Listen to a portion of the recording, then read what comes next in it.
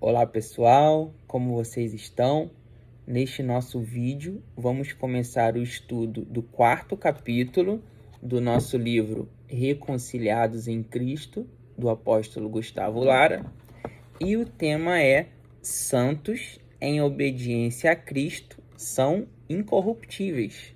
Santos em obediência a Cristo são incorruptíveis. Ao longo desse capítulo, nós vamos trabalhar alguns pontos. E o ponto número 1 é corrupção. Esse capítulo ele começa falando sobre o tema da corrupção, iniciando no Jardim do Éden, quando a mulher, ao dar ouvidos à serpente, come o fruto, entrega a Adão, que assim também o come. E, costumeiramente, nós ouvimos sobre o pecado, o dano que esse pecado produziu, quando, na verdade, o pecado ele foi algo paliativo, aonde o problema principal estava no engano, que era a raiz do pecado, aonde a mulher estava numa geografia equivocada, dando ouvidos a alguém equivocado.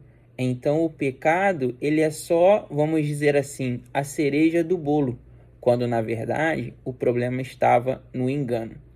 E perceba que ao longo da história a sociedade continua clamando por uma justiça. Alguns dizem, se a mulher e Adão não tivessem cometido este erro, hoje nós não estaríamos nessa situação. Mas quando na verdade, ao analisarmos a nossa vida desde uma natureza caída, nós costumamos e continuamos repetindo um número enorme de erros, um número enorme de danos que tem produzido muitas coisas ruins para a sociedade, quando na verdade, que nós vamos abordar neste nosso estudo, a nova natureza é a única capaz de produzir justiça diante desse quadro tão ruim que se encontra hoje os nossos âmbitos sociais. Mas não vamos adiantar agora, vamos bem devagar. Então, o ponto número 1, ele vai trazer basicamente o início, falar um pouco sobre a corrupção, sobre os danos da corrupção, falando sobre ela como uma epidemia social e a sociedade pedindo uma justiça que nunca vai vir, a transformação nunca vai vir de algo natural, mas sim quando os santos começarem a se posicionar e por meio de uma mudança de natureza, as coisas começarem a ser transformadas. Então esse foi o nosso ponto número 1. Vamos agora ao ponto número 2 e vamos chamá-lo de verdade de Deus. O que seria a verdade de Deus? A verdade de Deus, ela é como se fosse uma nova geografia em que o Senhor nos insere. Por exemplo, na Bíblia temos inúmeras situações onde a verdade de Deus absorveu as realidades do homem. Davi e Golias, por exemplo, quando lutaram, quando se colocaram de frente à batalha, Golias, ele tira sarro de Davi, quando diz, acaso sou eu algum cachorro para você vir a mim com pau e pedra? Então, nesse momento, percebemos que Golias estava se referindo a Davi como um qualquer, chamando como se ele tivesse vindo com pau e pedra e desmerecendo a ele. Na verdade, Davi, sim, não estava desmerecendo, mas ele cria numa verdade maior do que aquela realidade momentânea. A realidade daquele momento é que Golias era um gigante e que o próprio homem mais alto de Israel, que era o rei Saul, temia a Golias. Porém, Davi, ele não tinha, vamos dizer assim, muita altura, mas ele tinha estatura. E o que seria a estatura? A estatura seria um crescimento interior, onde a Bíblia também narra, em Lucas capítulo 2, que Jesus ele seguia crescendo em estatura. Então, a estatura é um crescimento em sabedoria, é um crescimento em espírito. Então, até mesmo o apóstolo Paulo fala da importância de nós chegarmos à estatura do varão perfeito e não da altura. Mas não vamos sair muito do nosso foco. E temos outros episódios também, quando Moisés ele passa com o povo pelo mar. A realidade era um mar fechado, mas a verdade foi um mar aberto. Temos o exemplo da filha de Jairo, que supostamente estava morta, mas Jesus disse, não, sua filha não está morta, ela está dormindo. Então temos inúmeros momentos da Bíblia em que as realidades do homem foram absorvidas pelas verdades de Deus. Então, nesse pequeno trecho, a ideia é que nós possamos entender que crer na verdade de Deus, crer naquilo que Deus disse ao nosso respeito, é a única forma de nós transformarmos toda a natureza de corrupção e verdadeiramente migrarmos a sociedade para o desenho original, para uma reforma de fato. E esse é o nosso ponto número 2. Ponto número 3, vamos chamar de instrumentos de justiça. E eu fiz um grifo aqui no livro que eu gostaria de ler para vocês. Diz assim, na página 57. Devemos parar de ser uma geração que declara avidamente a sua esperança de ver cidades e nações transformadas como meros fanáticos da fé. E o que eu entendo com essa explicação, com essa explicitação do livro? Nós não podemos continuar dizendo, nós vamos transformar a nação, nós vamos mudar as nações, nós vamos levar a palavra, o evangelho vai avançar, se verdadeiramente nós não nos posicionarmos como ministros competentes do novo pacto, nos posicionarmos como instrumentos de justiça.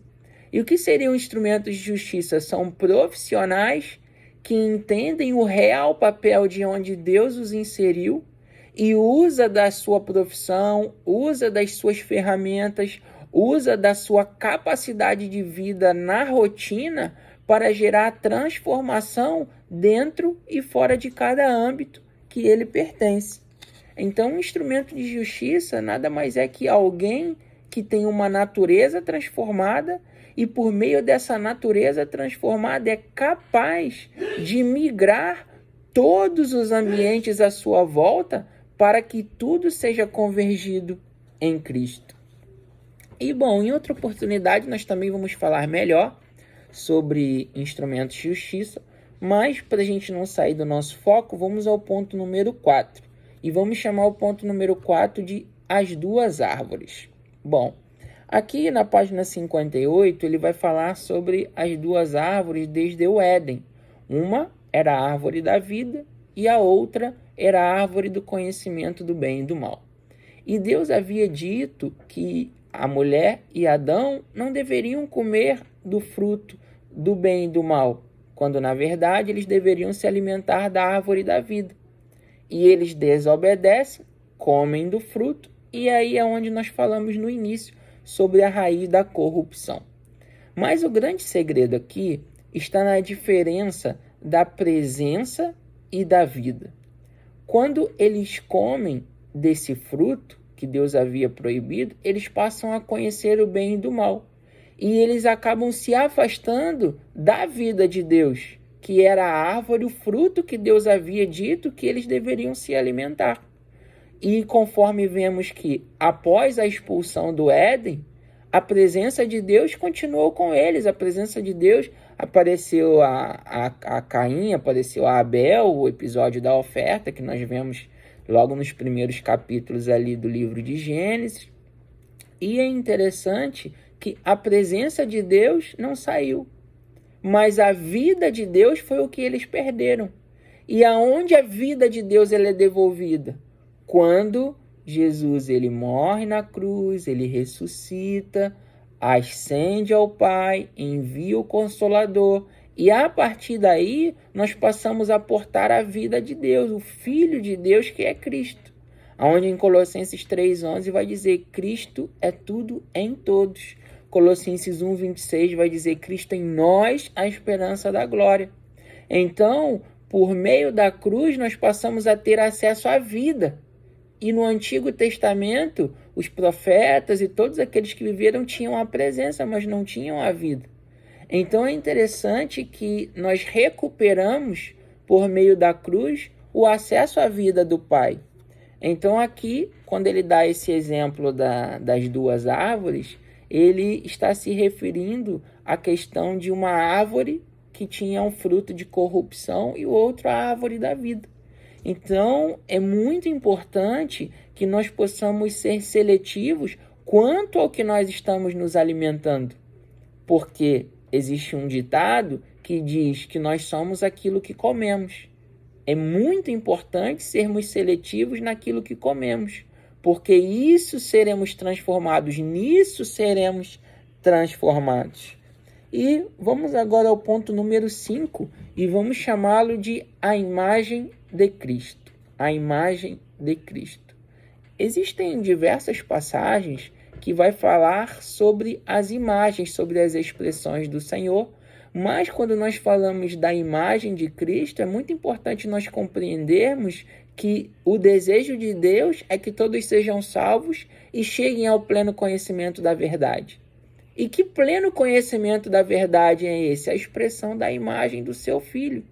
O desejo de Deus sempre esteve em revelar seu Filho através de nós, seja na nossa casa, na nossa vida profissional, nas nossas amizades, nas nossas faculdades, em cada área da nossa vida. É muito importante que nós tenhamos a expressão do Filho de Deus, porque por meio dessa expressão nós transformamos nossos ambientes, nós transformamos a nossa própria vida, nós revelamos a vida daquele que carrega a paz, daquele que produz paz, daquele que é a própria vida.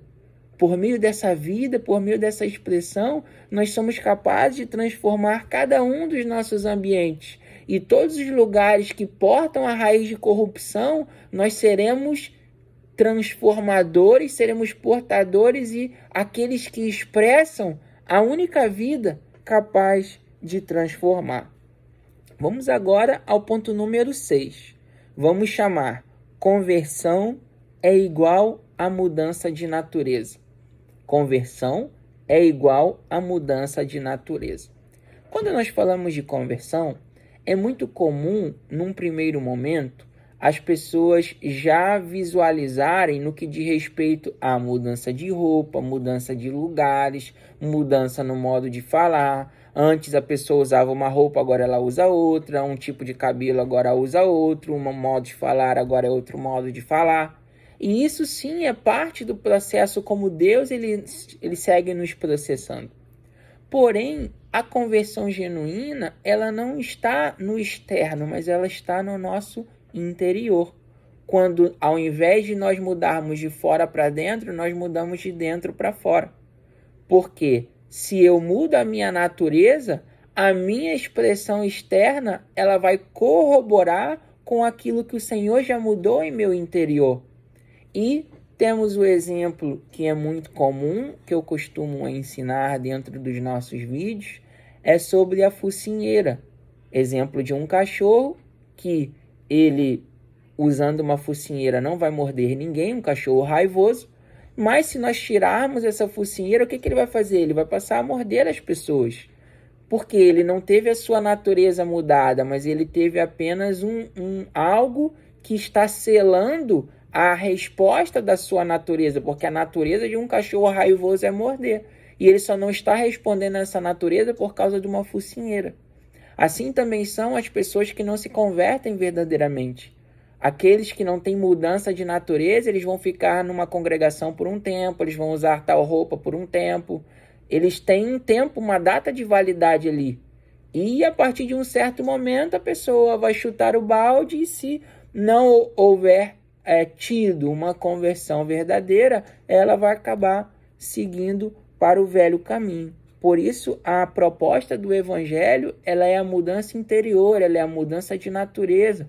Quando nós morremos para a velha natureza e renascemos em Cristo, que é a nossa realidade. E por meio dessa nova natureza, nós passamos a mudar não somente os nossos hábitos, mas também a nossa oração. Mudamos a nossa adoração. Nós deixamos de orar e adorar para nós mesmos e passamos a abraçar as ideias do Senhor que estão vinculadas ao corpo. Como, por exemplo, na oração do Pai Nosso, que diz: Pai Nosso que estás nos céus, santificado seja o teu nome, venha a nós o teu reino, que seja feita a sua vontade. Na própria oração do Pai Nosso, Jesus nos ensinou sobre a importância de fazer a vontade do Pai e não a minha. A minha vontade, ela precisa dar lugar para a vontade de Deus. Porque se a minha vontade dá lugar à vontade de Deus, isso significa que eu obtive uma conversão genuína. Significa que Deus se tornou uma realidade, Deus se tornou um fato para mim e agora o meu coração está 100% atrelado a Ele e ao seu querer. Então é muito importante que nós tenhamos essa convicção. A nossa adoração já não estará mais no homem como centro, as minhas necessidades, os meus anseios, mas a minha adoração estará 100% conectada a viver a vontade do Pai. Então, vemos aqui, falamos sobre a adoração, falamos sobre a oração, e agora vamos falar do ponto número 7, que é cativos a Cristo. Agora eu quero ler com vocês aqui, na página 60, um pequeno versículo de 2 Coríntios, capítulo 10, verso 5. 2 Coríntios 10, 5 vai dizer assim: levanta o cativo todo pensamento à obediência a Cristo. Vou repetir. 2 Coríntios 10, 5 diz: levando cativo todo pensamento à obediência a Cristo. E neste momento eu quero te fazer uma pergunta. Os teus pensamentos estão cativos a Cristo? Quais são os teus pensamentos quando todos estão vendo e quando ninguém está vendo? Será que os teus pensamentos seriam um bom lugar para que o Senhor pudesse repousar? É muito importante que os nossos pensamentos estejam cativos a Cristo, pois é nos nossos pensamentos que começam todas as estruturas de ação. Ninguém comete uma coisa boa ou uma coisa ruim sem antes pensar nessa coisa boa ou sem antes pensar nessa coisa ruim. Por isso que é muito importante nós sermos convictos que o nosso coração, o nosso corpo, a nossa mente e os nossos pensamentos estejam cativos ao Senhor. E um pensamento, um conjunto de pensamentos cativos ao Senhor, eles vão responder a essa nova natureza, essa natureza incorruptível. E todos os nossos atos, eles vão ganhar transcendência, eles vão ganhar caráter eterno. E temos o exemplo, como falamos nos primeiros pontos, sobre Caim e Abel. Deus, ele se agradou da oferta de Abel. E por que Deus se agradou da oferta de Abel? Porque a oferta de Abel tinha algo especial. A oferta de Abel veio de um fruto que o Senhor produziu para Abel, que era o animal, que era o cordeiro. Então, tudo aquilo que nasce no coração de Deus e Deus nos entrega, isso significa que é o que Deus espera como adoração, é o que Deus espera como oferta. E a oferta de Abel, ela ganhou transcendência, ela foi agradável a Deus, porque foi algo que Deus proveu. E por que Deus não se agradou da oferta de Caim? Porque a oferta de Caim, ela veio do fruto, do trabalho de Caim, da força do seu braço. Um ofertou da força do braço, o outro ofertou daquilo que Deus proveu. A oferta que Deus se agrada não é a oferta daquilo que a glória vai ser minha, não é a oferta daquilo que eu fui capaz de produzir pela força do meu braço, mas a oferta que agrada ao Senhor é a oferta daquilo que Deus proveu. E falando disso, sobre essa questão de oferta, já falamos das duas árvores, agora vamos ao ponto número 8 e vamos chamá-lo uma coroa incorruptível. Antes de falar sobre uma coroa incorruptível, eu gostaria de fazer uma pergunta aqui, da página 62. De onde provém os desejos que governam as minhas decisões e ações? Vou repetir. De onde provém os desejos que governam as minhas decisões e ações. Assim como falamos anteriormente sobre manter os pensamentos cativos a Cristo, essa pergunta ela é uma continuidade, porque as minhas decisões, as minhas ações, elas vão sempre morar em onde estão cativos os meus pensamentos. Se os meus pensamentos estiverem cativos a Cristo, as minhas decisões e ações responderão à natureza de Cristo. Mas, se os meus pensamentos estiverem cativos à velha natureza, as minhas ações e as minhas decisões responderão à velha natureza. Por isso, tudo nasce nos pensamentos.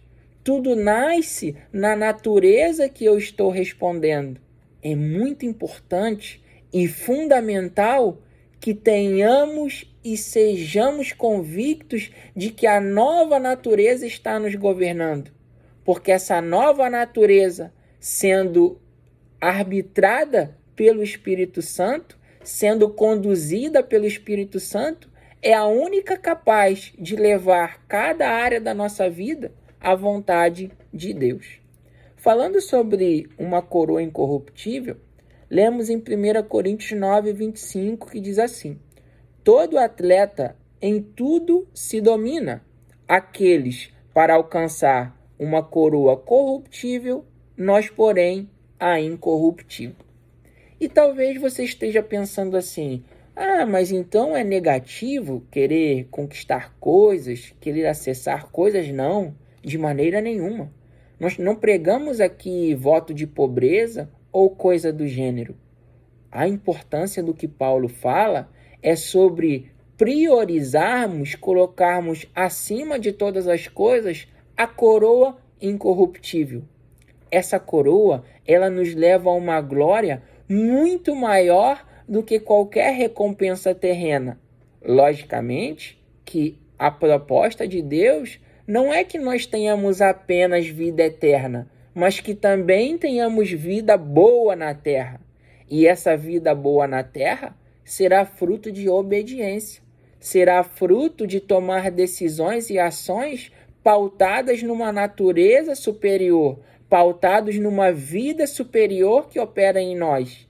Então, alinharemos vida eterna e vida boa na terra. E essa coroa incorruptível, ela vem quando nós combatemos a velha natureza desde uma nova natureza.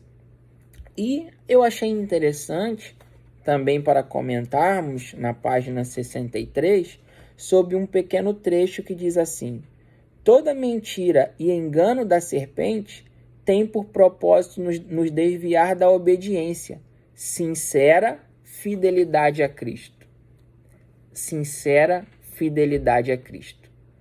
Ser fiel é diferente de ser sinceramente fiel.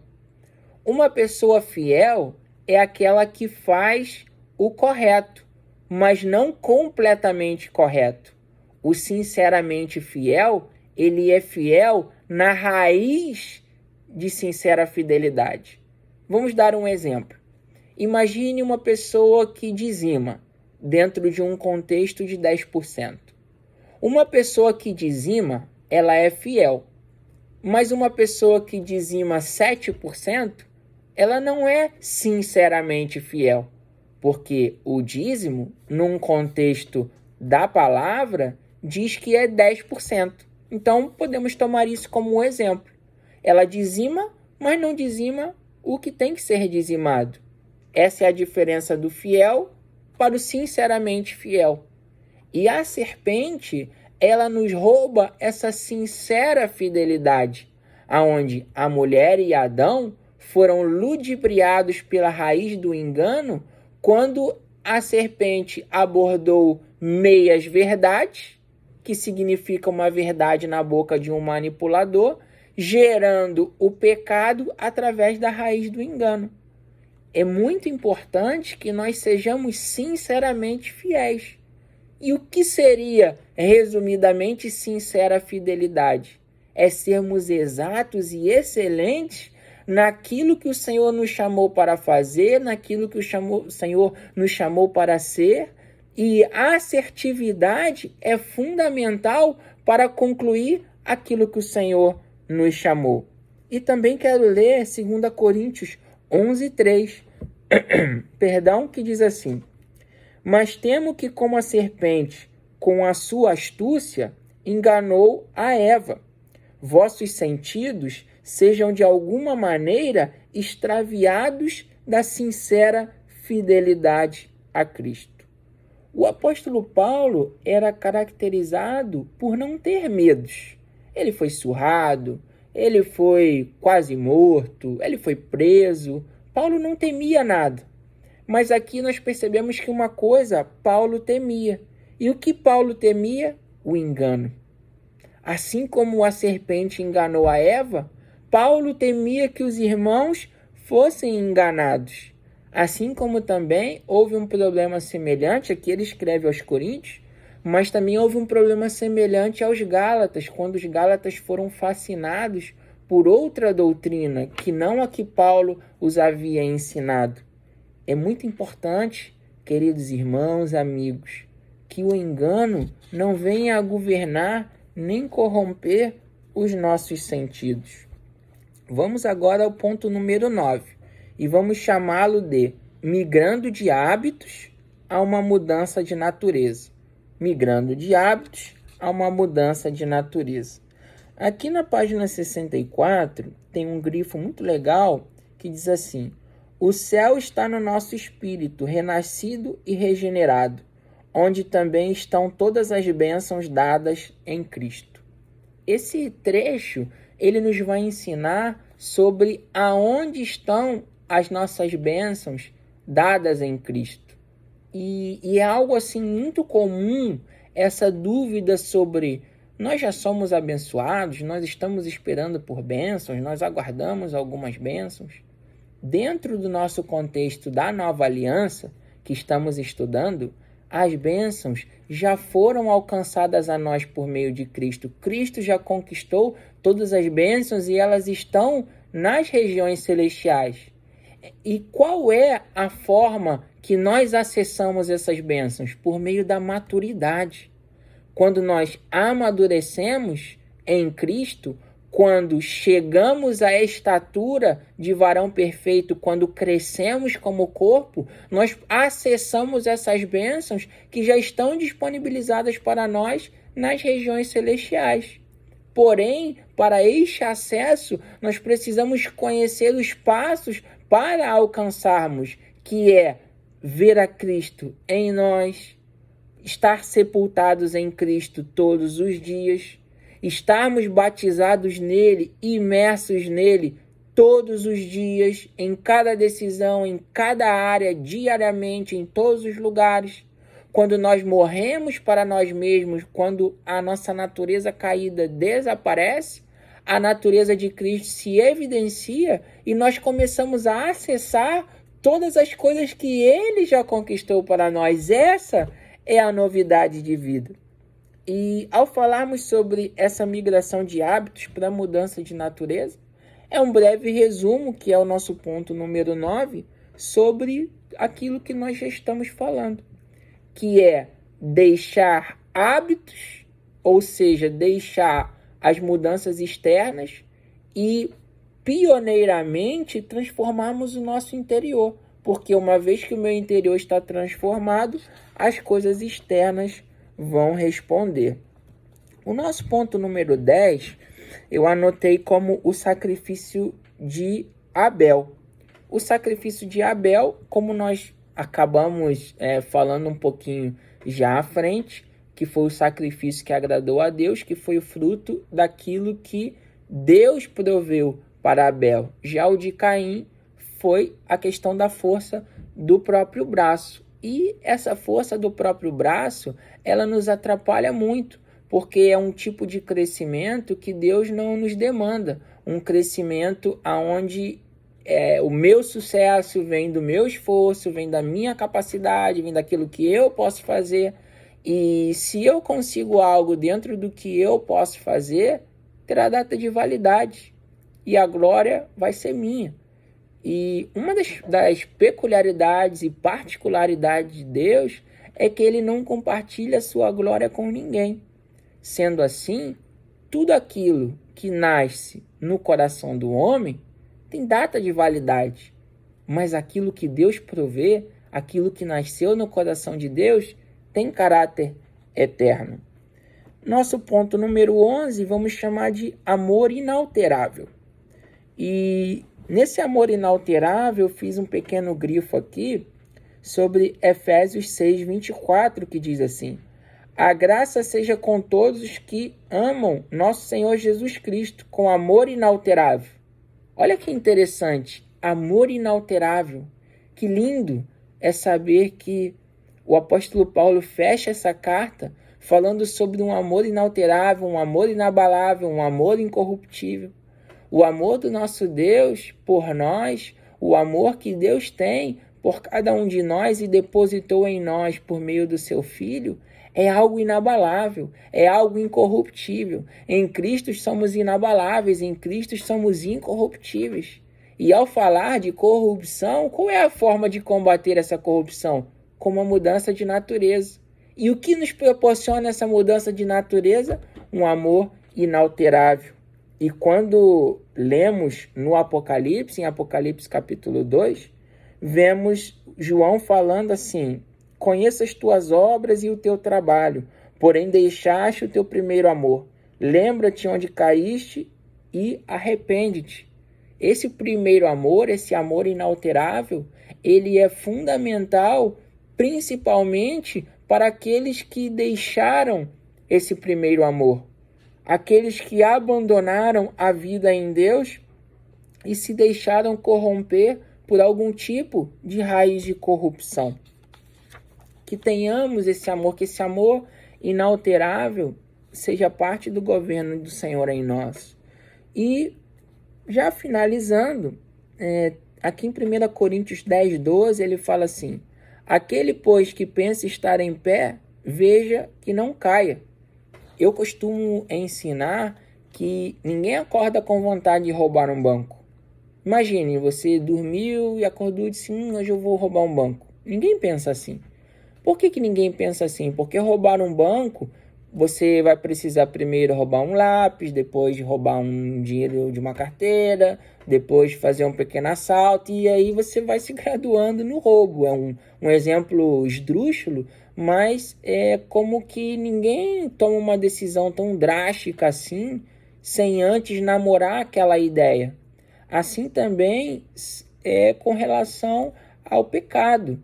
Ninguém acorda com vontade de cometer um pecado com consequências gigantes, mas você começa a namorar algumas ideias. E aqui quando Paulo fala, aquele pois que pensa estar em pé, cuidado para que não caia, ou seja, cuidado aonde teu pensamento está cativo, como nós falamos. Cuidado se você está tomando decisões desde uma velha natureza. E isso é muito importante.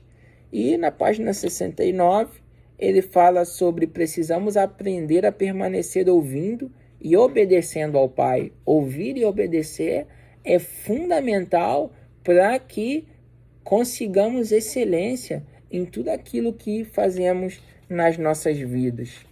E na página 70, vamos chamar o nosso ponto número 12, sim, né? Ponto número 12, vamos chamar de família. Vamos chamar apenas de família. E o que seria família? Aqui eu separei Mateus 12, no versículo 50. Ele fala assim: qualquer que fizer a vontade de meu Pai Celeste, esse é meu irmão, irmã e mãe. Aqui Jesus ele dá a definição de quem era família para ele. Quem seria família para Jesus? Aqueles que faziam a vontade do Pai. Vamos fazer um paralelo com Abraão. Quando Deus diz a Abraão: sai da tua terra e da tua parentela e vai para onde eu te mostrarei. Deus ele estava tirando Abraão da sua família. Inclusive no discurso de Estevão e algumas citações bíblicas, vão falar que havia uma raiz de corrupção na família de Abraão. Então Deus ele aparta Abraão da sua família para acessar a uma nova geografia, uma nova história. E quando Jesus ele fala que a família são aqueles que fazem a vontade do meu Pai, ele estava deixando claro que aqueles que ele seguiria, que ele amaria, que ele cuidaria, que ele investiria, que passaria tempo com ele, eram aqueles que estavam fazendo a vontade do Senhor. É muito importante e crucial que nós tenhamos essa convicção de estar rodeados com pessoas que estão sonhando mesmo, com pessoas que estão pensando mesmo, como Paulo vai falar sobre um só Senhor, uma só fé, um só batismo, a ideia de unidade e, melhor, a ideia de unicidade é algo que sempre foi muito importante em cada uma das abordagens de Jesus. E tem um outro grifo bem legal que fala assim: este é o verdadeiro e único vínculo pelo qual estamos unidos na família de Deus, sua vontade. Na vontade de Deus, que é o nosso ponto número 13, a soberana vontade de Deus, é o vínculo que nos une. Inclusive aqui, para a gente fechar, somente mais duas coisinhas, na página 71, ele fala assim: a maior evidência de alguém que nasceu de novo é a paixão por conhecer e concluir a vontade de Deus. O que marca a vida de uma pessoa que nasceu de novo? Aquela que é apaixonada por fazer a vontade de Deus. Quem é aquele que tem, de fato, uma nova natureza? Aquele que verdadeiramente escolheu amar e obedecer à vontade de Deus. E, por fim, vamos ler aqui na página 71 ainda, que diz assim: como podemos identificar estes cidadãos do reino? Eles vivem para manifestar a vontade do seu rei. São pessoas de governo, entendendo que governar não é um conceito, mas um estilo de vida. Essa é a diferença de crer e ter fé. O que seria crer? Crer seria ouvir algo, ouvir uma palavra, ouvir uma boa pregação e apenas ouvir. Você crê naquilo que você ouviu. Agora, o que seria fé? Fé é transformar aquilo que eu ouvi num estilo de vida. Por isso, é importante não só crer naquilo que Deus falou com relação ao nosso respeito, mas também transformar num estilo de vida. E o que seria transformar num estilo de vida? Transformar em atitudes, transformar em decisões, transformar em palavras, sermos ousados, como Paulo falou a Timóteo, sermos intrépidos naquilo que Deus falou ao nosso respeito. Pois se assim nós o fazemos, se nós cremos naquilo que Deus diz a nosso respeito e nós transformamos num estilo de vida, naturalmente e consequentemente, a nossa natureza caída dará lugar à natureza de Deus. Esse foi o estudo do nosso capítulo 4. Espero poder ter edificado a vida de cada um de vocês e nos vemos no próximo vídeo sobre o capítulo 5.